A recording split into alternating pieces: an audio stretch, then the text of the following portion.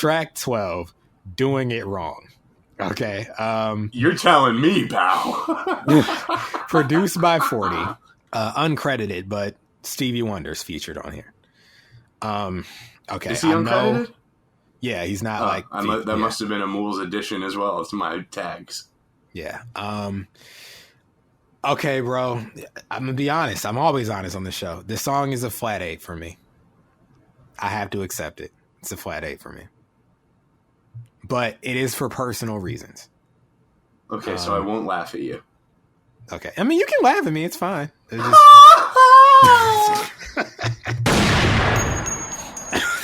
What do you before I give my rating, I just want to say, I can't do it. Hold on. When a good hold on. Okay, I can do it. Let me take a sip of water. I got another one of these lemon LaCroix.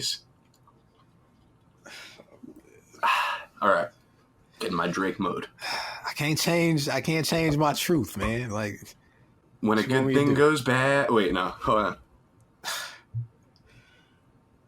When a good thing goes bad, it's not the end of the world. It's just the end of one world that you had with one girl. What, man? What do you give this thing, man? Leave me alone.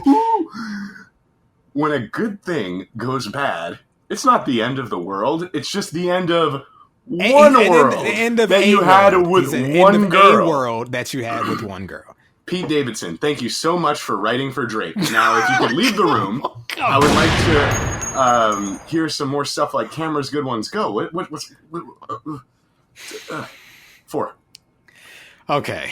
I'm not mad at that. I understand it, but here's the thing. It's not the worst thing I've ever heard, but I don't like it, and from the moment it starts, I don't like it. Here's the thing, man. I don't have that much to, but I'll be clear. This is a personal song for me. It means a lot to me. I accept that it means a lot to me, and that's why I like it. So this is the song I was talking about at the top of the show that made me put the album down for like a year and a half. This song hit me like a head-on collision with a semi-truck at 100 miles per hour, bro. The music, it does what it's supposed to do for these lyrics. It's just a pad and some synths, a kick that's not overpowering, an ambient snare. It's not really special at all outside of, and here's the thing, I must admit this. I was definitely one to voice that I thought Stevie Wonder was wasted and didn't add anything substantial. But you know what? I'm changing my tune. I was tripping. It's a beautiful touch at the end of the song. I mean, it's a very Stevie touch. I'll give it that. But compared to like, let's say how it's so sorrowful and haunting, and I love it. I'll just say compared to, let's say, how Busta Rhymes used Stevie Wonder on The Big Bang, it's certainly a lackluster, I mean, he's not credited, but at the same time, like, everyone knew he was on here. And I don't know, like, he gave very, like, impassioned vocals on that Busta album. I'm upset to not hear him on this song, other than he probably didn't want to be on it because the writing, but... Well, okay, but... then that goes right into my point about the fact that musically, I agree with you that the music, even though there's nothing particularly special about it, it suits the kind of record he's trying to make. Uh-huh. I think Stevie Wonder is not wasted on here. I don't think that he's amazing. If you listen to Stevie Wonder, I mean, this is what he does. He plays the fucking harmonica. I mean, was this the song to do it on? Perhaps. The reason I don't like this song is because it's some of the dumbest lyrics in Drake's entire songwriting. Here's the thing about the writing. I disagree, although the presentation of it at a certain point is almost unbearable. Now, here's the thing. You laugh at this line, when a good thing goes bad, it's not the end of the world. It's just the end of a world that you had with one girl. Honestly, to me, it's one of the most useful things he's ever said. As a guy who always tells people to stop treating songs like guides for how to live your life, I think this is actually really useful and a good way to look at things. You can't let that be the end of your life, and you got to be able to move on. It's the end of a world that you had. Maybe a little faux poetic perhaps, but it's true. He's not lying. I'm not accepting that. Like that. that's not, there's good songwriting doesn't make you have to overthink whether or not something is like, it's the end of a world that you had with one girl. A world that you had with one girl? Yeah, you ever been in a relationship and like you build that world together, bro? You know, and you feel like the world is over when it ends, but you have to realize it's just one world. You know? It's the end of a world, a singular world. You can make another one. I think it's fine. It's a little hokey, I guess, if that's how you want to look at it, but sure, I think it's hokey, actually I don't good have advice. The words to describe what that makes me feel. I think it's so dumb. Well, I'm going to meet you there in verse 2. So, I mean, like I said, this is personal for me. She's the reason it happened, but she's overreacting. It's all because she doesn't want things to change. Personal. Cry if you need to. Can't stay to watch you. It's the wrong thing to do. All that stuff is the wrong thing to do. Ending with, because you'll say you love me, and I'll end up lying and say I love you too. Again, personal. I need someone different. You know it. Oh, you know it. Oh, he's oh-ho-ing, sure. But again, personal. He got painfully close to my real life situation at the time on this song. Now here's the thing, verse 2. But hold on, here's the thing though. At the time, it's 2020. It's been 9 years. And I have to realize it's still like the way you said cameras puts you back there. This song puts me back there. It still hurts me to listen to a bit. You know, like he was singing Killing Me Softly with his song, bro. Okay, on this one. Now, look, man, verse 2 is so clunky. It's so clunky. I admit that. It's no less true, but bro, he's practically reading a statement on verse 2. It doesn't sound lyrical, musical at all. He just sang a tweet, bro. We live in a generation of not being in love and not being together, but we sure make it feel like we're together because we're scared to see each other with somebody else. It sounds, you don't know Lord, right? So have you ever been to a Catholic church? He sounds like when the priest be singing like the na, na, na, na, na, like he's singing the words in the Bible. No fucking idea what you're talking about. This is what it sounds like. It does not sound musical at all. It's true, but it doesn't sound musical. Here's the thing. This song might have been like a 9 or a 10 to me, believe it or not, at one point in time. But the content does hit less because I've grown enough to not make these same mistakes. But when I was 18 or 19, bro, I'll say this. This song is good advice for youth and like people in their early 20s. I actually really think that. One of the few times that he wrote... the age difference comes into play because I was 6 years older than you at the time. So okay. I already dealt with those extreme heartbreaks. After a while, you don't feel like that anymore. You're speaking from the perspective of someone who had one relationship 9 years ago and none since. I'm not saying that as a diss to you. No, I feel you. I'm saying, I mean, yeah, I might feel the song less if I had been in more. Of the first couple breakups are really bad, even if the connection you had with that person ultimately isn't the strongest connection you'll end up having with someone. Right. It feels like that. It feels like the world's falling. You get over it faster as you get older, I believe. Yeah, and which is why I said it's good for youth, for young people. So that's why when I hear lines like this, I'm laughing my ass off because it's like... That's fair. You know, and it didn't hit well for me back in 2011. Oh, it ruined my life in 2011. I was like 24 years old. Song ruined my life. Like, I didn't know how to text my ex, like, so yeah, did you hear track 12 on Thank Me Later? Cause like it felt like he was snitching on me, bro. Like this song was like uncanny. Like, yeah, to me, it's one of the few times he wrote a love song that could actually be listened to for viable advice. Not that people should be doing that, but I think if they're gonna listen to a song, if they're young and they're dealing with something, there's the whole like cry if you need to, but I won't stay to watch you. That's It's the wrong thing to do.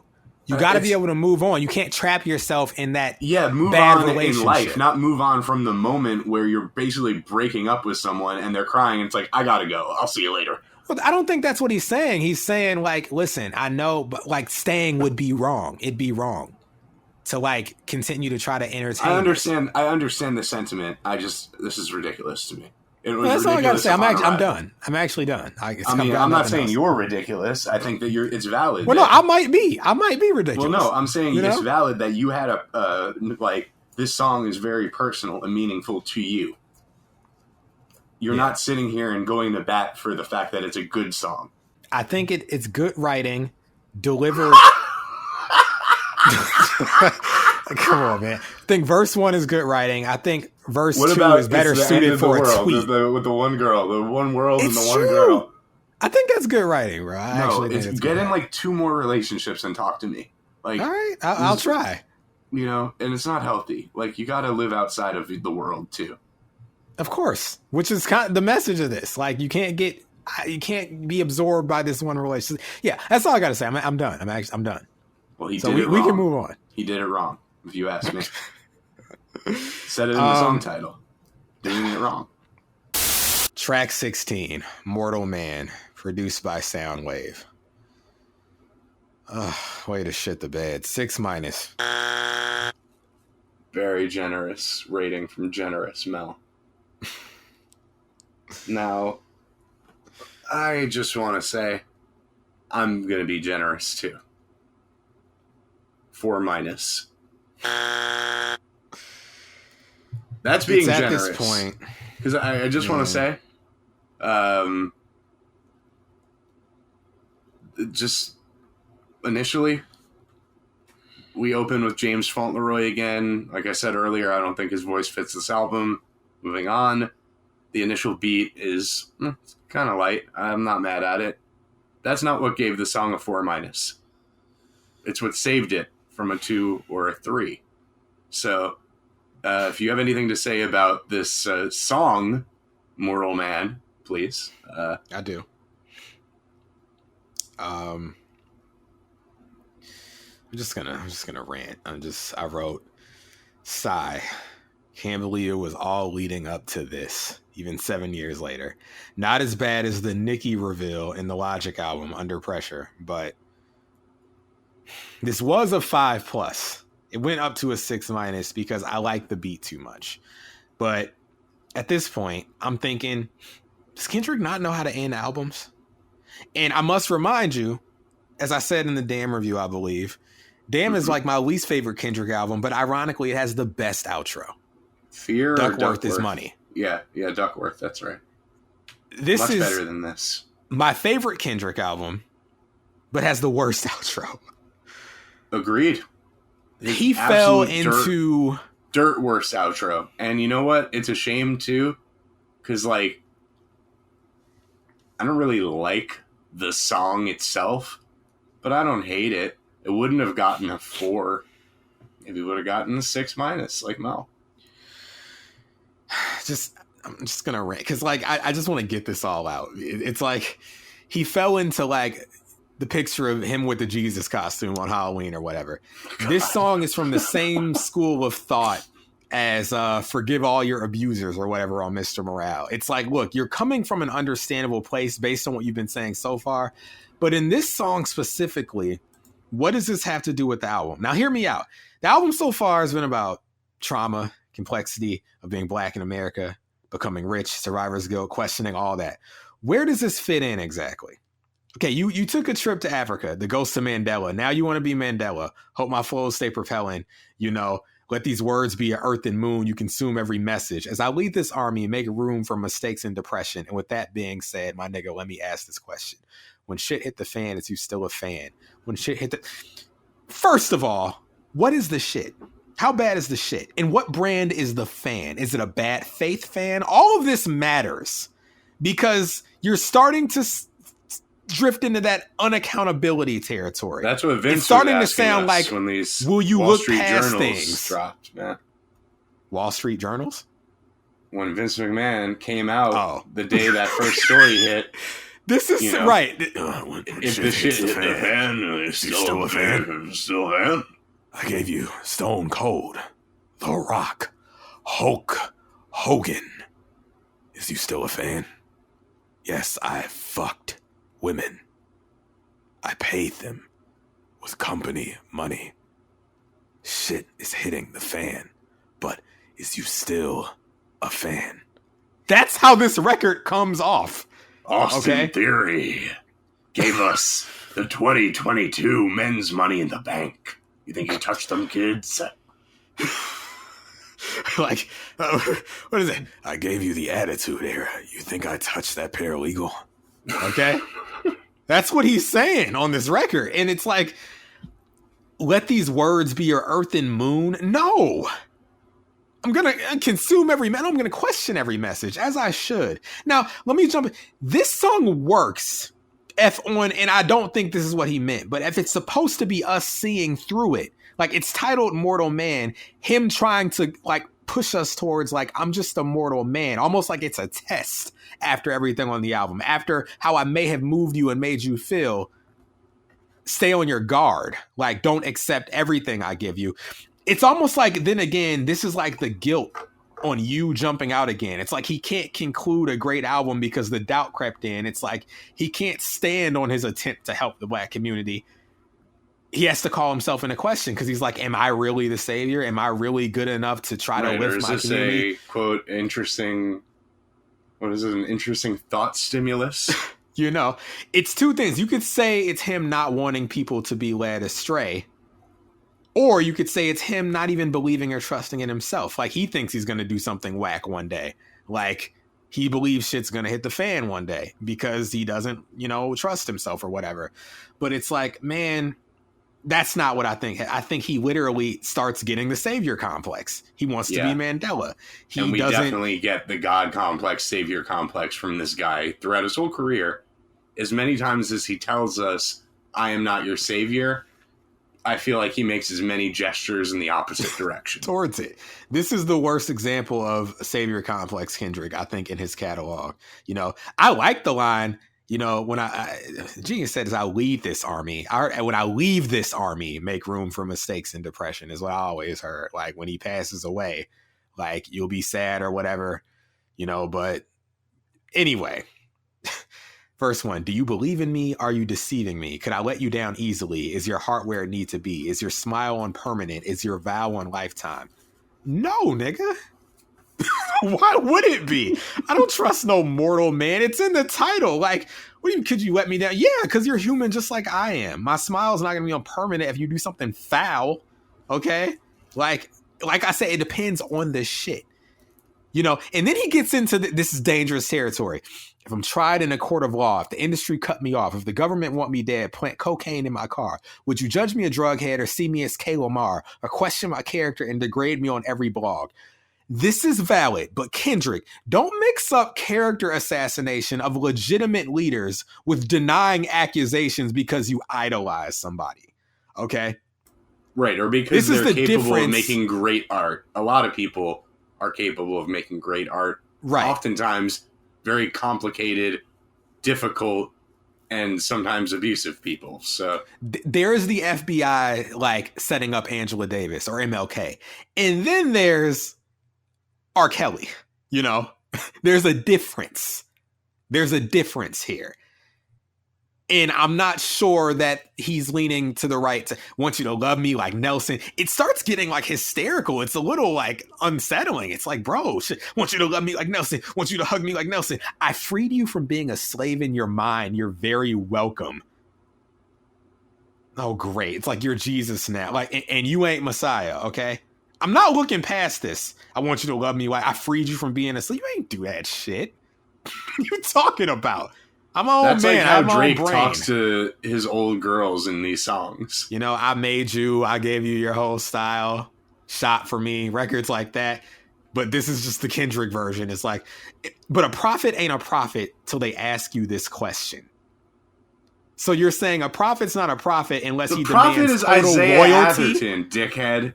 All right, I know exactly who the prophet is. Okay. Well, no, I think he's talking about Jesus because, like, Jesus, he can say that, though, because if you believe in Jesus, yeah, he can require total loyalty of you because he's God. You're not Jesus. You're a mortal man. So don't say, like, a prophet ain't a prophet till they ask you, like, yeah, Jesus got his character assassinated because they was like, how you walk around talking about you God, nigga? You just a person.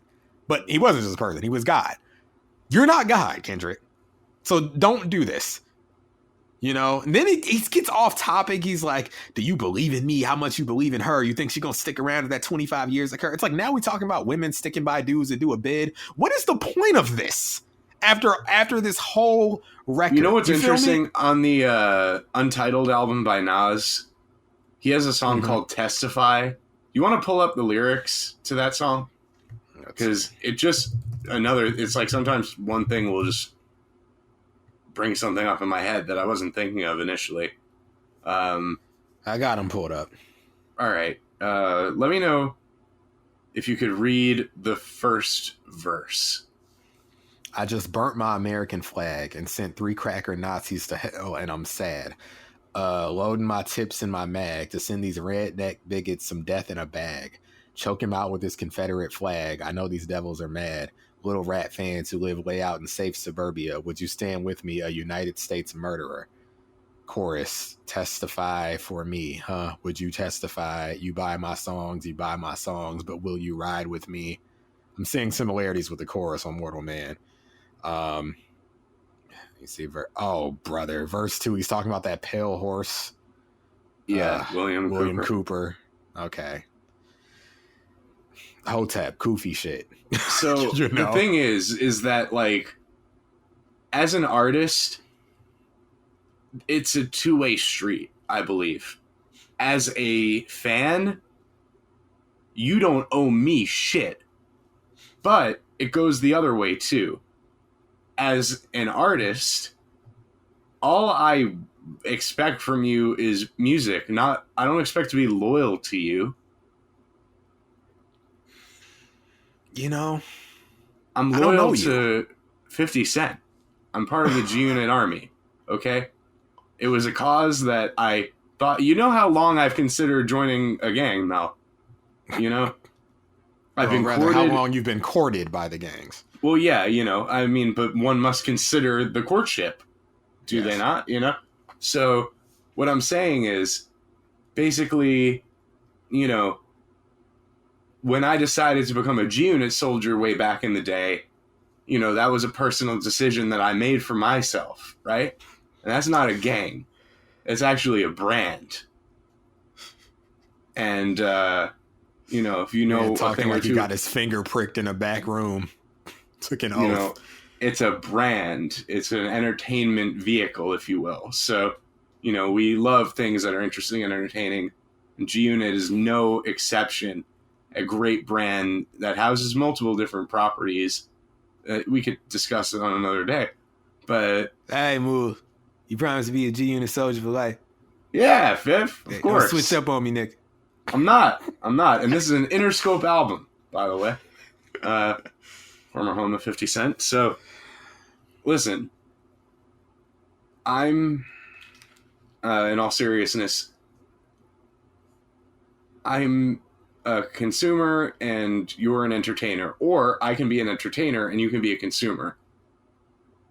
You know, I don't know you shit. Ultimately. Yeah. You know? Like, I will give you what's coming out of the creative factory. And you can like it or you can hate it. Fuck it. It's your choice. You know, I hope you buy it. Either way. But, you know, I will not align myself with anyone or anything just because I like what they do. It doesn't make sense. Look, this is a record where I believe his insecurity as a rap star got the best of him. It's like you're doing great, sweetie. That's been you for most of this album. And then you kind of melt down at the end. It's like, I've been wrote off before. I got abandonment issues. I hope so. You're subjecting us to this because you're afraid we're going to turn on you one day. That's not how you end To Pimp a Butterfly, man. Right. Or are you not? I mean, this is not an album of someone who seems to lack confidence. Do you lack the confidence to believe? Everybody lack confidence. But you got to recognize that you're making an album here. You got to end it the right way. But do you not realize, like, some of the heights that you're reaching on this thing? Like, right. Some of the I don't big mind you being swings that you're vulnerable. making?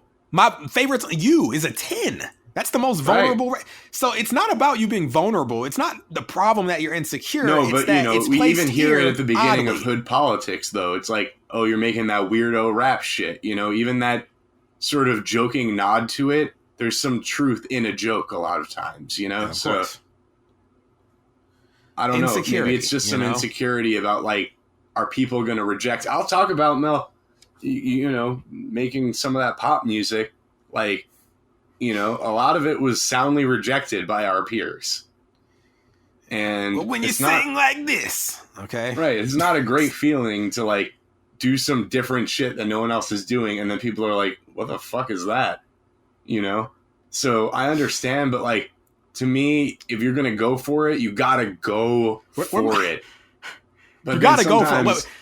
You want to talk about getting too free. Just whatever criticisms or, you know, points you have about the song itself, let me know, because I really would like to dive into my main reason for giving this song a 4-. Well, let me say something, because we're definitely in the Kyrie Irving section of the album. You remind me of that pop stuff. Like, listen, I was looking at niggas. Kyrie told you. I respond in different ways. You know what I'm saying? Okay? The pops, I respond in different ways, man. Like, that was as much me as the rap music. All right? But I stood on it. Okay?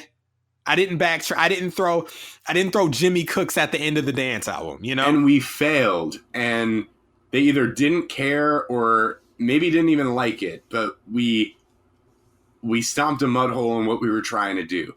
And Kendrick did that too for like 60% of this album. And then things started getting a little rocky. He's on this, you know. I was amused. I hold grudges like bad judges. Don't let me resent you. That's not Nelson. Like, want you to love me like Nelson. It's like, bro, this trip may. You know what Nelson had to say about this? He had to say.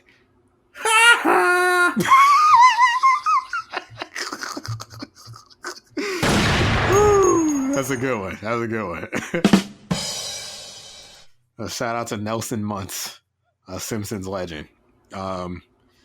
Yeah, he's just straight up telling us, I went to Robin's Island analyzing. That's where his cell is. It's like, okay, I can look that up on Wikipedia, nigga. Like, this is exposition now. Like, I think I know what the thing is that made you give this thing a 4. So I'm gonna leave that to you, because I think we're on the same page here. What is it?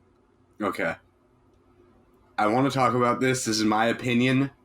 You can feel free to disagree with me. Call in 718-635-0743 if you do feel so inclined to disagree with me, but do so respectfully, as I'm not trying to hurt you in any way, but rather explain my issue. Okay, so we did the Tupac review. We did. You know I like Pac. I love Pac, actually. Mm-hmm. Kendrick also loves Pac. I would even go as far as to say Kendrick loves Pac more than I love Pac. This nigga got a parasocial relationship. Let's be honest. No. Okay, a parasocial relationship exists between a celebrity and a civilian. As the celebrity continues through their life, the civilian, you know, has some sort of fantasy relationship with them, or some sort of weird. This is deep rooted though. Before Kendrick connection. Was a celebrity. Remember Section 80? That thing, like, Tupac came to me in a dream. Yes. Remember that? The high power, Tupac came to me in a dream. So here's the thing. This is another Tupac came to me in a dream. This is his I woke up at 4:44. So Tupac came to him in a dream, right? Tupac is deceased. Tupac died in 1996. I know some people think he's not dead. We've even riffed on it on this show. By all accounts, Thug life. He is no longer with us. Now, Prodigy on Return of the Mac, Season 8, we covered it, said if Pac was still alive, we'd be on the same team. He knew Pac. Is it fair for him to say they'd be on the same team? Well, I mean, maybe they would, maybe they wouldn't. But the fact of the matter is, he knew who Prodigy was. Kendrick Lamar, in the year 1996, was how old? 10, 9, 8? He was 9. He's 9 years old when Tupac passed. So was I, actually. The same age. I was 3. Right. As far as I know, Pac wasn't having conversations with 9-year-olds at the time. So I'm going to assume he and Pac didn't know each other. Just a So you're hunch. saying he didn't get a blessing from Miss Shakur to say he's the executive I'm sure he producer of did the album? because I mean, in some way, like someone had to clear this, right? Like, Do you know my relationship with the Yancey family? right? Yes, exactly. Very, very. Do you know my relationship with the Yancey family vibes here? So, look, this is my opinion. I'm going to lay it out straight and don't have much to say really, other than he might not have fucked with you. Pac might have heard what you were all about and said, I think Kendrick is corny. I don't like this dude, and I don't like how he's representing Compton. Now, you're not saying you know this for sure. It's just a possibility. It's a possibility. You know? He may have been like, yo, this guy is like mini me. I love this guy. He's my guy. He's my new protege. You know, very possible that could have been the case. We don't know. Hey, he would have, he would have hit Kendrick with the daggone, here it is. So check it out. You my favorite new dude. Possible. I mean, Kendrick's really good, right? I think he is. Yeah. I'm going to say this. I think this is disrespectful. If I was You're allowed dead to think that. and people like thought that like Mools, the captain, was brilliant. I loved him on this show, RAB. And then on their album, they have me like rating their song, but I didn't actually rate it. They're just using clips from me on the show talking about other songs and made it seem like I was talking to them about their song. Just know I'll be rolling around in my fucking grave, even if it's the best rapper of their time, and this is something that's going on. It's like the nerve of this guy to use an interview from 1994 to make it seem like, and we know, no one thinks he's talking to this guy. We all know what's up, but like, it's just, you want to get into the God complex aspect of it too. It's like, how can you talk to Pac? You're God or something? Like, you have this ability to talk to the dead now? And it's like, this is absurd at best, and it's disrespectful at worst because you have no idea what this person would have thought of you and if they would have been okay with this. This reminds me of Drake putting Pimp C on his albums. Yes, but like, that's a... Pimp C might have called him a simp. It's true, but this is the thing, right? And here's the difference. And we'll talk about it one day in the Views review. I think it's ridiculous that Drake would use a verse where Pimp C specifically says he don't fuck with nobody in this shit but Bun. And then he proceeds to not even make a record that has anything to do with that. But, you know, be that as it may, it's a verse. It's the same thing as him having the Michael Jackson vocals on Scorpion, right? We're going to touch on Michael in a second. But don't even ask me how. It's just like, I get it. Vocals get used posthumously. Jeez, man, how many posthumous Tupac albums are there? You know, there's an Eminem and Pac song out there. That never happened in real life. You know, Eminem willed it into existence because he was working with Afeni Shakur on the, I think, Loyal to the Game album. He executive produced it. Of course he gave himself a feature. It's rap. Vocals will sometimes be repurposed posthumously. You know, we've got like Elvis collabs with people on this freaking Elvis soundtrack, okay? It's like understandable in that sense. This is an interview. You're making it seem like you're talking to this person. And that he's talking back to you like he knows who the fuck you are. He doesn't. This is absurd. And then the ending, Pac. Look. Listen, he left because the poem sucked. And really, he left because he was never there to begin with.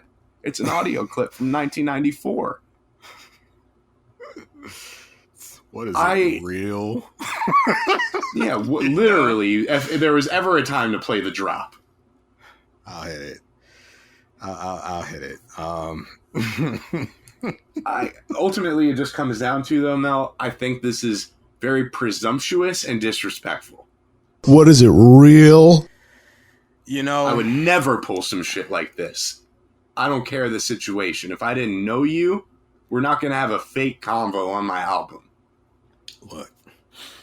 You said at best absurd, at worst disrespectful. Disrespectful has never been the word to me because it's clearly doctored. I feel like it'd be disrespectful if he really honestly tried to pass it off like this was a real conversation. The way Hamilton, and of course he's in his own mind. He had his, his It's no different from Hamilton. It's just Hamilton.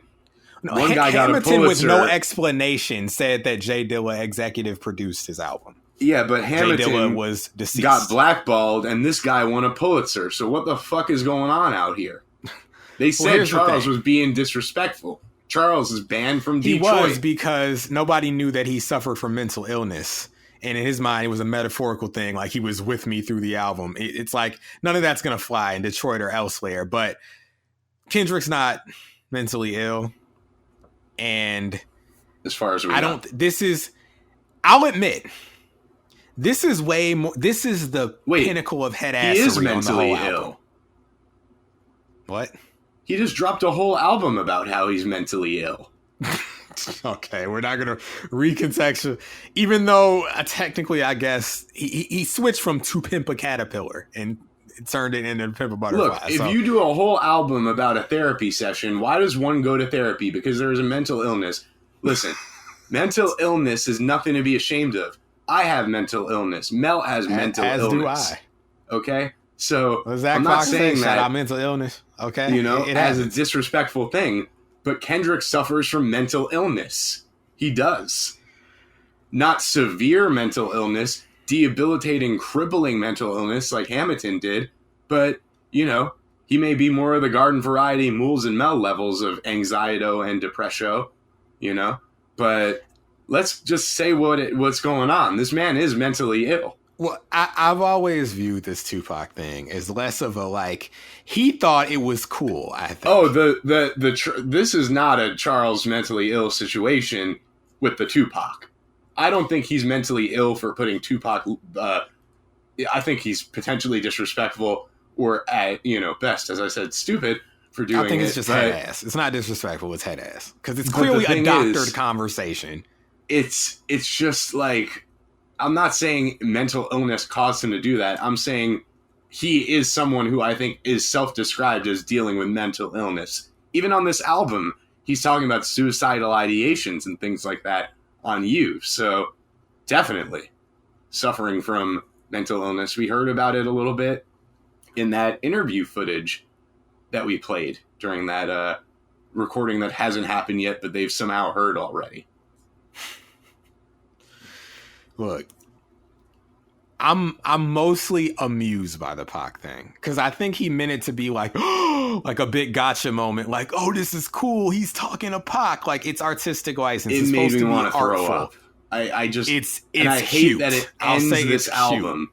I was saying to you, I think off air, this is Jungle Fever. Hey, Daddy, I'll suck your dick for $5. No! We had the good kind of Spike Lee influence, I felt, creeping in on For Free, and then this is that, oh, yeah, I forgot that sometimes Spike doesn't know how to end his own movies. I'm just mostly amused by it. I wouldn't have done it. I'm not amused. I think in his mind, he thought it was cool. And sitting through this for 10 minutes, man, come on, this is obnoxious. It kind of hurts the poem to find out that the whole time this was a poem that he was reading to Tupac. This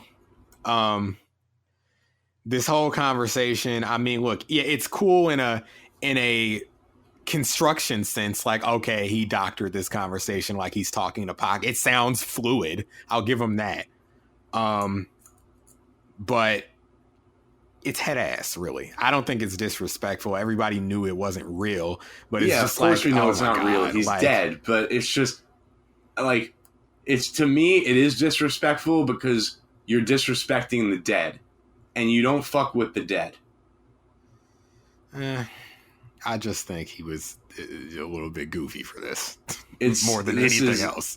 And like I said, I think it's disrespectful, but maybe at best it's absurd, but not absurd in a good way to me. This is absurd in a very, facepalm sort of way.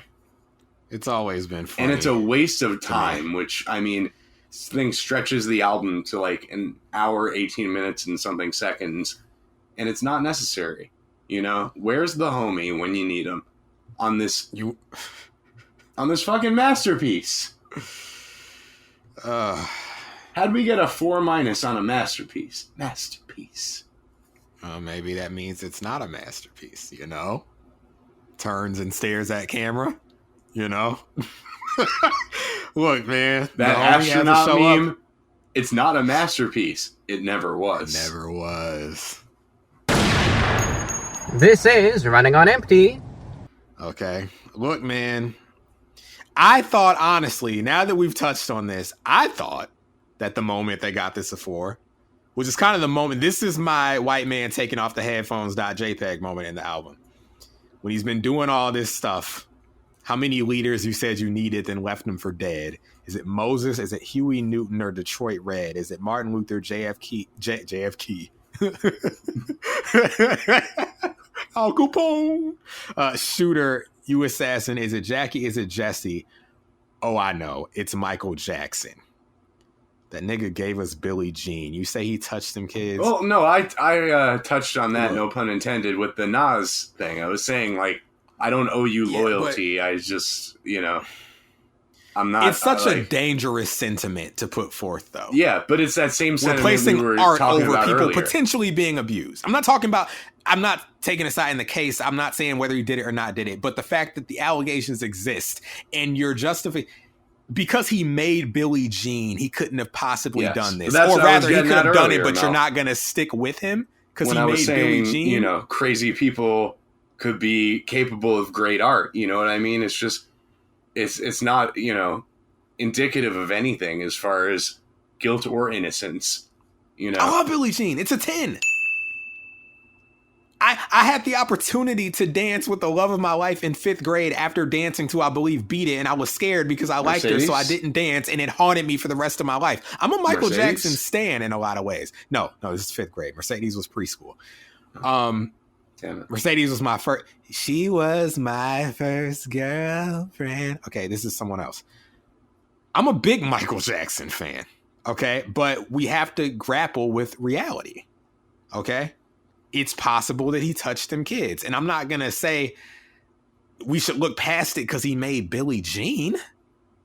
That's well, see, and to be fair, though, I think Kendrick realizes this now because he touches on stuff on Mr. Morale about abuse and trauma in Black families and looking past it and sweeping under the rug.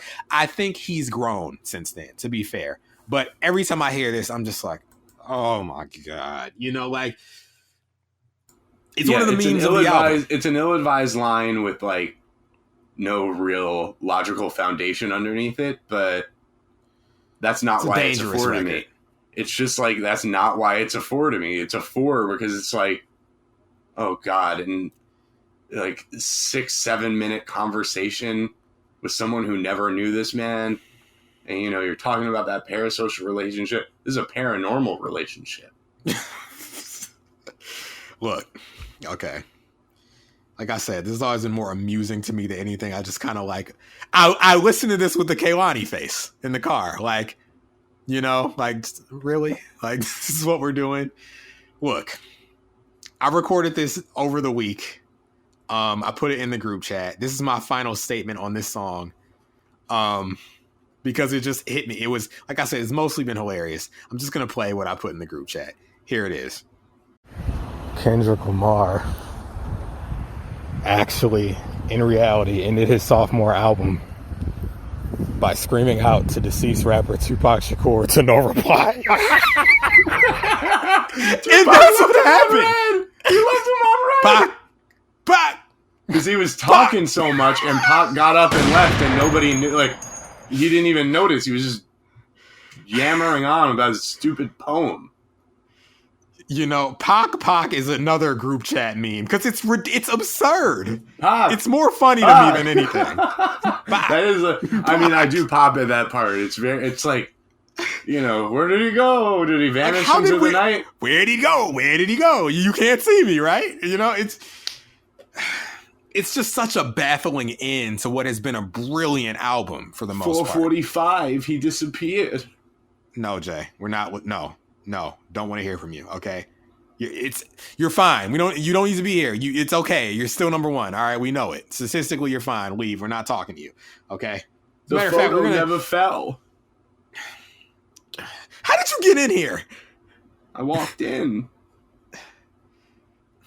Jesus, he's picking locks now, isn't he? All right. Look, I have nothing else to say about this record. Okay. You want to rank this thing, Moles? The carriage turns into a pumpkin at 445. Jay, shut your ass up. What does that have to do with anything? He's crazy. We know it's about a hood him. fairy tale. No, it's a regular fairy tale. Cinderella, right? The slipper, midnight. Can we rank this thing? Track 1, Villuminati, produced by J. Cole. Okay. For Mel, it is a 8-. Oh, I see we're up to the bullshit already. All right. Hey, to quote my friend Chris's AR deepfake of Jim Ross, mate, you are an absolute cunt and a proper legend. Okay. What's your rating? 4+. The rating of a truth teller. The rating of a wise sojourner who's coming here to say what needs to be said. The fun thing about being a J. Cole fan is that, at least me, Mel, the fun thing about Mel being a J. Cole fan is I can feel strongly about his music, but when people hate it, I don't feel strongly about defending him. Other artists I might get upset about and want to jump to their defense. With J. Cole, a lot of times I'm just like, I get it. It's like that Alonzo Mourning gif. Like, I'll shake my head on the bench with them. I'm like, well, they kind of got to... Like, that's the J. Cole experience for me. I will never be like, oh, you have to have a certain level of intelligence. Or it's just like, no, I get why some people find him to be how they find him, and I let them live for it. So, listen, you give it a 4+. I give it an 8-. 4+, meaning it's not the worst thing I've ever heard, but I don't like it. But you don't like it. And I give it an 8-, meaning I like it a lot. So I guess I'm going to have to explain myself. That's what we do on this show. Well, we can start with the music. This beat. I'm a fan of this beat. This gothic, ominous, cinematic beat. It's very up my alley. Like, I'm a dramatic boy. Okay. So when the second I heard this in 2013, even now, like, it's up my alley, man. Like, this is my kind of thing. And especially for an intro, I feel like this is the kind of mark an intro is supposed to make, You got that Biggie in there getting Mel loves them panning flourishes. Born center in the left, opposite of a winner in the right. I'm like, and we know Mel don't be knowing about hip hop. He knows what he don't know. He's whippersnapper Mel. So, like, in 2013, I probably couldn't have even told you what song that Biggie soundbite was from, but I knew I liked it. I knew I liked the fact that it was utilized here. So musically, I'm on board. But we were talking off air, and you were saying to me, Moles, that you think that this mix is bad. Oh, it's the first thing in my notes. I wrote muddy-ass mix. Only song on the album I can say this about. Vocals are buried under all of the layers going on the beat, rendering the lyrics and beat from I Feel Nothing territory, corny lines aside, to being an actively unenjoyable listening experience for me. Huh. Well, my issue isn't with the mix, it's with the mastering. And the mastering across the whole album, I think it's mastered very low, which is a thing that I thought started with the next album. Because I remember around the cycle of 2014 Forest Hills, he was talking about, the loudness wars. Because it's like how things are like overdriven in the masters, and like he's trying to fight back against that. Like, I didn't remember Born Center being so low. Like, I don't think it's But I'm just comparing the mix on this particular song to the mix on the other songs on this album. Okay. This one, I guess people who haven't heard the MOP review won't get this, but remember there was that one song on the MOP album that was just mixed totally different than the rest of the album? Home Sweet Home, right? Yes. That's how I feel about this one. And it's the intro. So I don't come to essentially I had to make sure it wasn't just the copy that I had of this album. I had to go and actually listen to it like on his official YouTube. I had to check out the snippet, the minute and 30 seconds on iTunes. I'm like, is this just my copy? But every other song is mixed normally. This sounds almost like it was ripped. I know what you mean. It has that digital cloudiness around it that I follow. It doesn't really hit. It's not as crisp as it could be. This is like a Timbaland beat with no space. Just like muddiness and cloudiness. Okay. You should have called the real Timbaland in for the real thing. He even references Timbaland on this one. Yeah, I hear it in the drum programming. And yeah, it's not as clean as it could be, sure. It doesn't bother me. And I'm the bougie man when it comes to mixes, but I do acknowledge it isn't fully realized. Like, it's potential, or potential. And again, if this is a mix, I'm very forgiving on mixtapes with the mix quality. I don't expect album quality. Right. But on an album, I expect album quality 100%. Or if it's an artistic choice, why does it revert to sounding clean to me for the rest of the album? Everything else sounds good, mix-wise. Well, funny, the worst mix on the album is actually much later on. It's in the bonus track section for me, but... Are you talking about Miss America? No, I was talking about Niggas No, but we'll get there.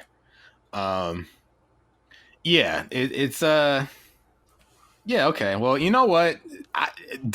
Digital cloudiness is perfect. Because, I know what that is. I know what that ripped sort of quality sounds like. So, and I can't even dislagree.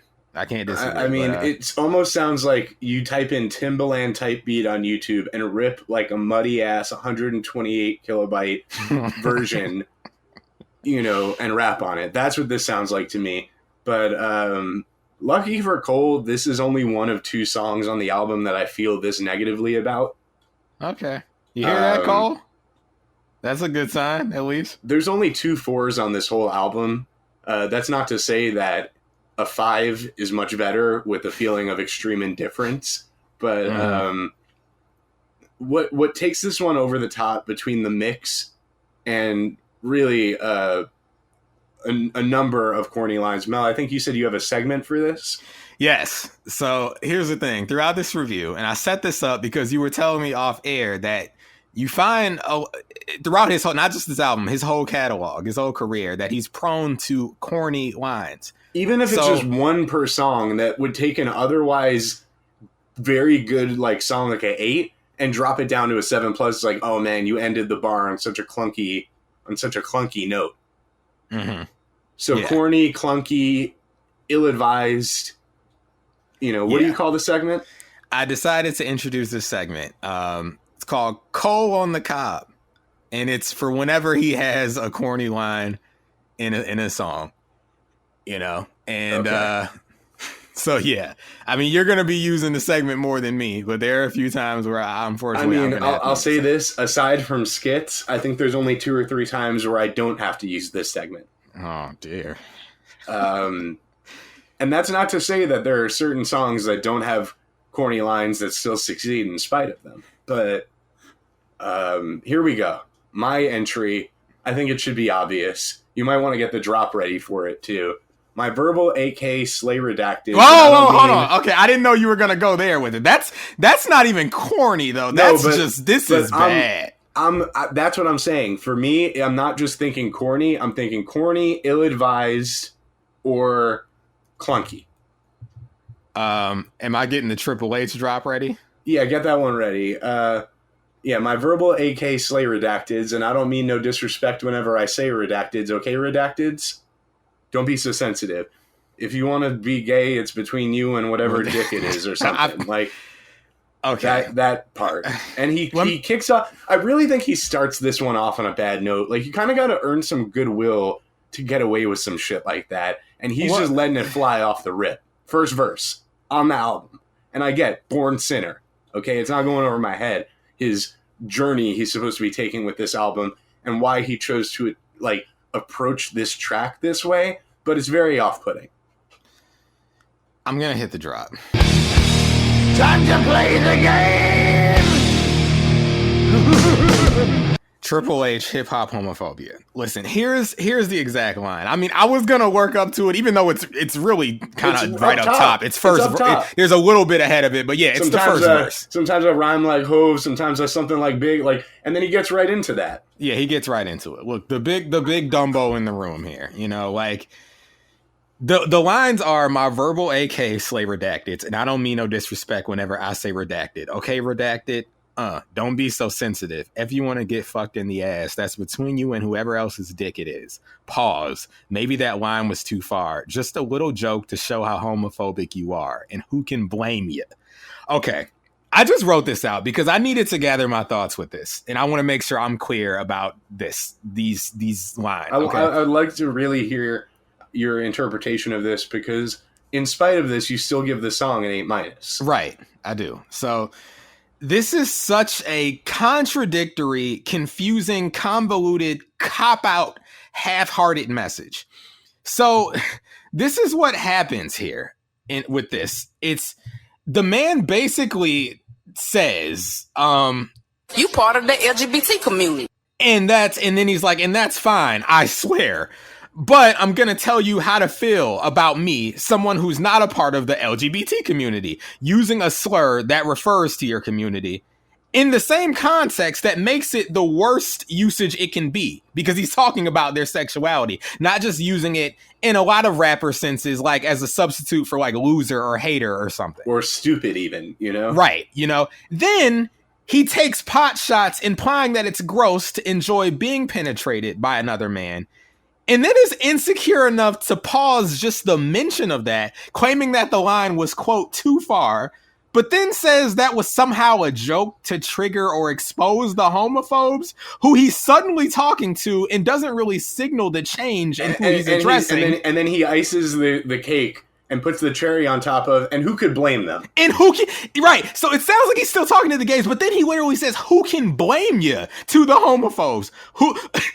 I've never understood this. It's a mess. It's poor taste, poor execution. The intent is so muddy. I mean, it's just a bad decision. As a first impression on the album that's supposed to be your creative vision without so much label interference, this is how you chose to kick it off? I mean, right. So is this what you wanted to say on the first album? This is my impression back in 2013 when this shit came out in the midst of all the chaos of Yeezus, and I went to check this one out. I'm like, yeah, let's see what he's got, you know? I'll check it out. And I hear that. I'm like, oh, I remember I was in the car. I pressed play on this shit. It's like, let me give Yeezus a break. Let me hear this. And I'm like, oh, come on. Like, just off the rip, you know? It's like, all right, so I'm looking at this album weird already from the jump, because this is how he chose to start it off. Right. And this is one of the shining examples of, and I'm going to be talking about this all through the album, backpedal Cole. He does this a lot, where it's like he'll throw something out there and then pull it back. And it's like, make up your mind, pick a K, you know? It's like, this is the thing. If I'm trying to give him the benefit, it's like, okay, whatever he's trying to say, is he trying to say that, like, yeah, differences in lifestyles put people off or are weird because people are averse to, like, differences? Is that like the who can blame you? Like, I get it. I almost feel like this is where, you know, people have that meme, you take a certain level of intelligence to understand J. Cole.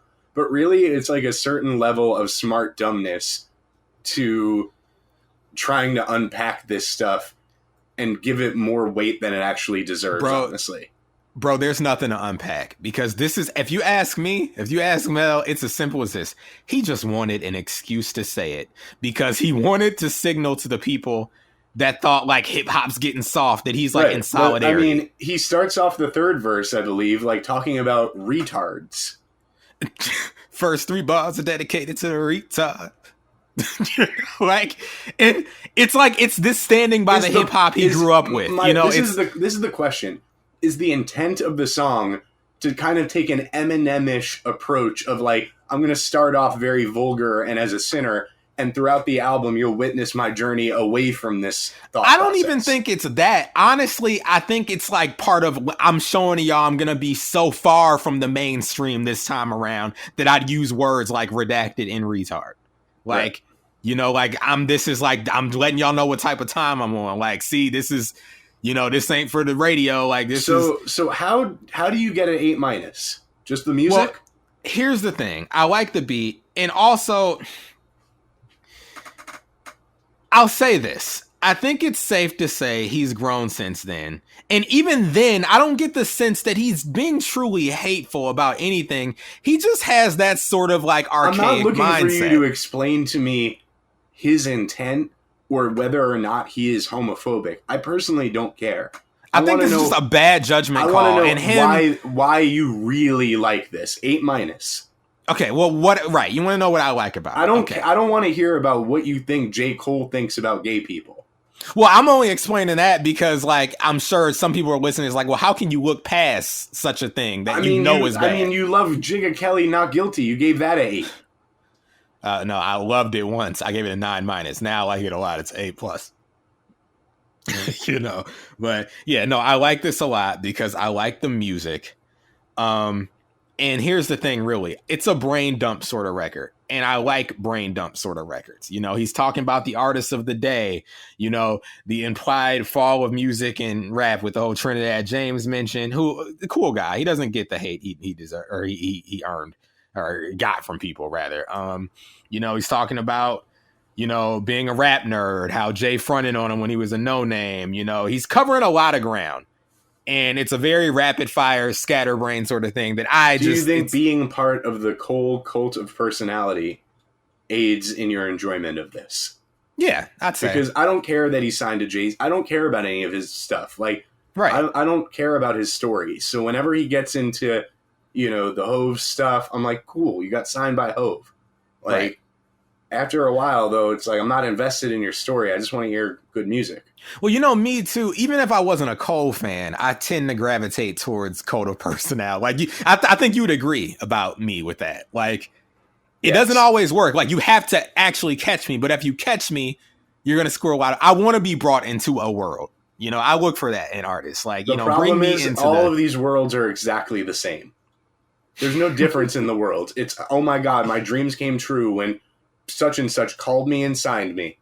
And now I got the chain. It's never a different story. The worlds are not dynamic. The worlds are not fantastical. It's the same story reiterated. They're definitely different, but I think for the biggest artists, a lot of the worlds are the same. If you want truly different worlds, you got to step away from, you know, the bigger artists. Yeah, but I'm talking about the bigger artists, the Drakes, right. You know, the Wale's of Blues, you know, the you know, what is it? Charles, oh, fuck. All right. Anyway. What else you got? I got nothing else. I want to hear why you hit that 8 on this one, because there's a lot of flaws here. I've noted mixing flaws. I've noted there isn't a bigger flaw than the whole, like, you know, I'm gonna use the redacted word. There was no good reason. Like I said, he just wanted to say it, if you ask me, and he tried to make like a lesson out of it, but there's no lesson. It's just signaling. So you like to the cult of personality personality stuff? Yeah, I like the cult of personality.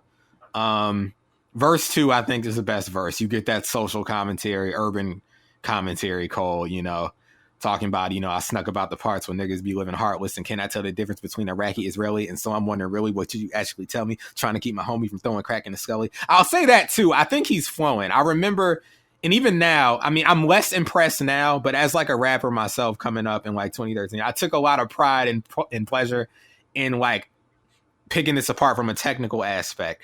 You know, like reciting it, because you know me, you've known me a long time. I was a Eeyore when I would rap, very like slow and sloth like and sad. You know, really, it was a lot of times you get a flow going and then switch it before you complete it and like ruin the flow.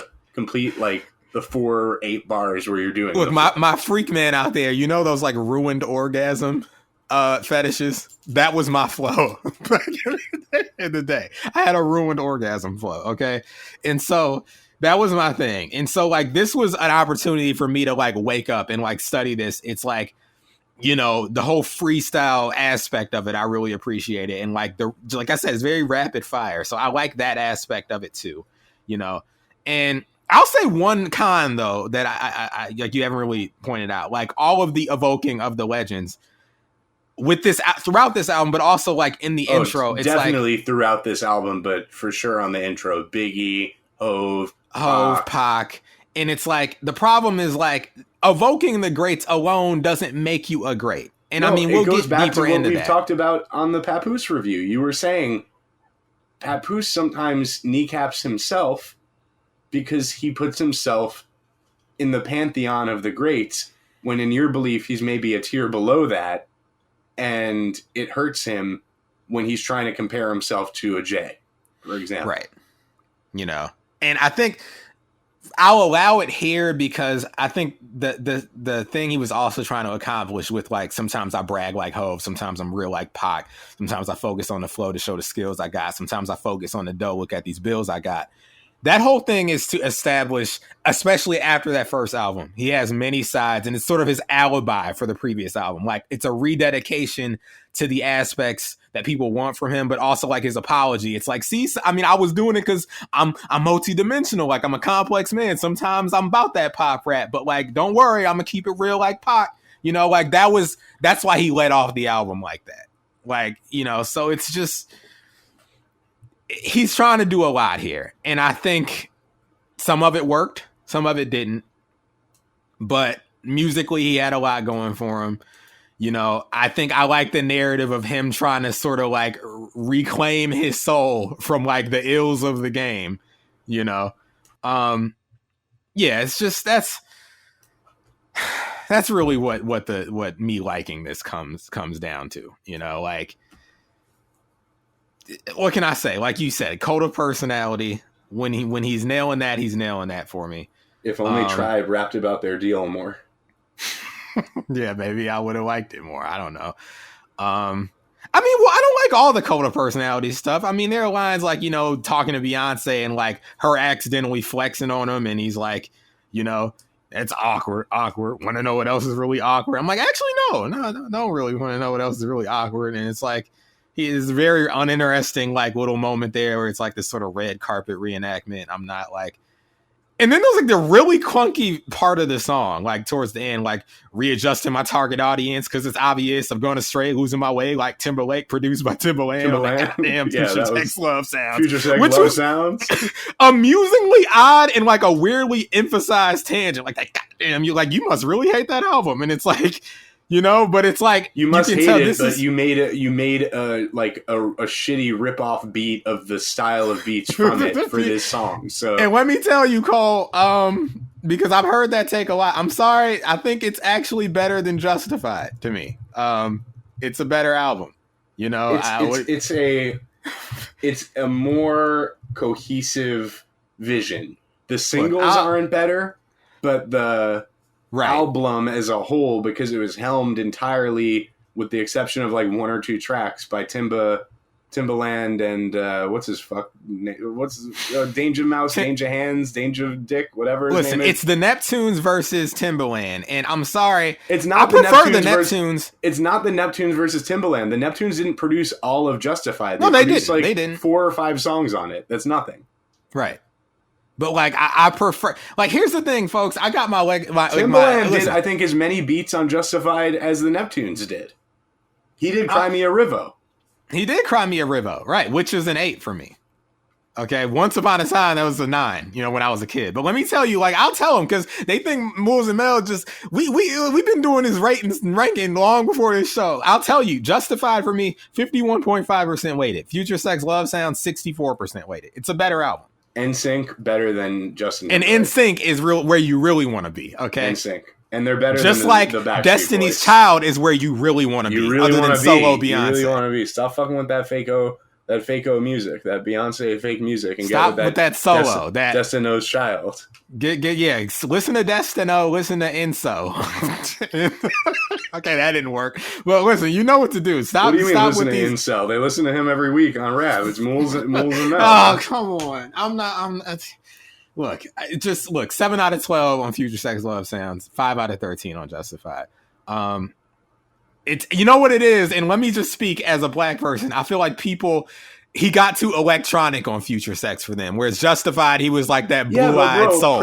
Prince is electronic. He is. Like, and he never sacrificed his blackness. Look, that's a whole conversation that like we don't have time to get into. But like, as a black person, I feel like he went too left for people who thought that JT was like finna be like the white black dude. They said, and then he got right. white. They say I went too left. They show me strange love like I was Mr. F. Shout out to Common. Now, white music is white music, and it's all good. Okay? I ain't salty when I saw that blue-eyed soul boy in the hood. Because he was doing what was good for him. He was becoming well-rounded. I thought it was dope that he was on that Bobby Caldwell shit, having fun, not upsetting anyone, and you could tell by how his titties hung. Oh God. Look, you could tell. I don't know. Look, man. Nothing I say right now is going to be worse than my verbal AK. Okay. There you go. You know what? The verbal AK part is getting like buried a little bit because of the shit he says. My verbal AK. Like, all right, this man sounds like he's in 1994. All right, don't keep styling on a message board. Get the fuck out of here, bro. Yeah, that's a YouTube comment freestyle raps level. My verbal AK. All right, don't do that. Please don't do that. And are we done with this Mel 8- and this Mools 4+? I think we're done. I just want to say, while I was thinking about it, oh crap, what was I thinking about? I don't even remember anymore. Oh, Jesus Christ. I don't know. You know what Drake said when he heard this? What did he say? Hated it. Oh, clearly he didn't, because he went to Best Buy with Cole and bought a bunch of copies. Wait, hang on. Wasn't there like a reference to retards on the song J. Cole Freestyle or whatever? Jodeci Freestyle? No, Jodeci Freestyle. No, he said... We'll talk about it when we do Care Package. I guess. Like, just... This guy's a menace. Oh, I remember what I wanted to say. Speaking of my black folks, because we aren't a monolith, and I don't want to act like black people are anti-electronic or like anti any genre. But like, listen, the point where JT got too white was Man of the Woods. Okay, that's the album you should have a problem with. I mean, listen, I'll say 2020 Experience 1 and 2 fucking suck also, but that's just me. Those are just not great albums. Suit and Tie is like, just tell us you're washed without telling us you're washed. Student, one of his worst singles for sure. Douchebag music, total douchebag music. Yeah, it's not. Those aren't great. He was washed. Yeah, he was washed. He's washed at that point. There are songs in there I like, but that's for pop rankings. Whenever we do that, all right, it's just the point is. I'm a J. Cole fan. I like rankings because we're gonna get doxed every month. Let's talk about this internet. This internet suck. Can we put RAB on the radio, like the actual like terrestrial radio? We got to talk to Raporto, right? Because Report of the Week knows how to set up that frequency, that shortwave radio. I don't want to be on the internet anymore. I want RAB to be heard on the radio. Yeah, I think we're done here. And yeah, Cole, just a guy who the classic track 1 30 minutes. Yeah, I mean, we do this every time with track 1. It's just, we're still making good pace. And Cole, I think he's grown, even though he still is prone to like, just as recently as last year, he's like, one phone call, it gets you canceled like a homophobe in this PC culture. Like, so you could argue, has he grown? It's like, well, at least he's not saying redacted anymore. I'll say this, because we just did that off-season album. Yeah.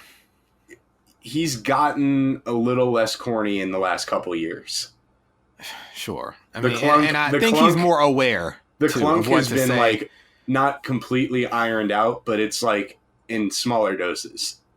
J. Cole is an every man to a fault sometimes. I mean, look, he got in that whole tiff with No Name, you know, and it's like, that shouldn't have been a thing, but that was blown out of proportion. It's like, I don't think the man has a truly hateful bone in his body, but there's a lot that he needs to pay attention to and really internalize and understand.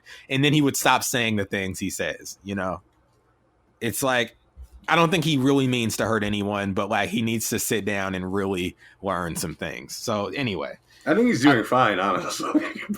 he's doing as fine as anyone is doing. Like, you know, No, it's just I mean, that in people terms are... of whatever, I mean, he's successful. So obviously, that fine. I don't think he has yeah. to do anything. I think his approach at this point has so far proven to, you know, be, you know, is like responsive in the marketplace. So, Yeah. fuck it.